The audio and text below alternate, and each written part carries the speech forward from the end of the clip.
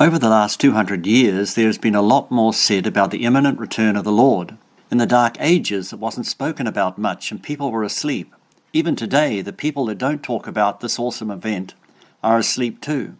They are like the 5 unwise virgins in Jesus' parable, who were unprepared for the Lord's return. The Bible warns us that in the last days there will be many who scoff and say that it will never happen. It assures us that it will certainly happen, and that we must be watchful like a guard on guard duty. In ancient times, a guard would constantly look at the horizon to see if there were any unusual signs. We too are to be looking to see if there are signs of the Lord's coming.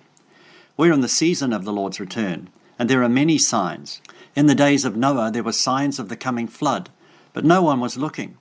Methuselah, the longest ever living man, died the year of the flood, and his name meant, "When he dies shall be the breaking forth of the waters." There was the preaching of Noah for 100 years, and his building of the ark in days when it hadn't rained before. There used to be a mist that watered the earth. The animals coming 2 by 2 in the ark was an amazing sign. When the flood came, it was too late.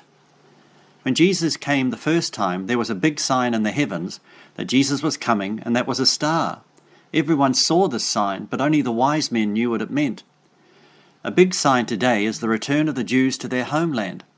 For thousands of years they had been punished for their sins, but in 1948 they became a nation again, as prophesied.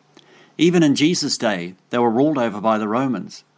Another sign is that men would move fast. For thousands of years, the fastest men could travel was at the speed of a horse. But since 1900, things have changed rapidly, and now we can fly at 3,500 km per hour. Another sign is that knowledge would increase, and since the Industrial Revolution in the mid-1800s, it has rapidly increased. There are wonders in the heavens now, with man landing on the moon and sending drones to Mars. There are wonders on the earth as well.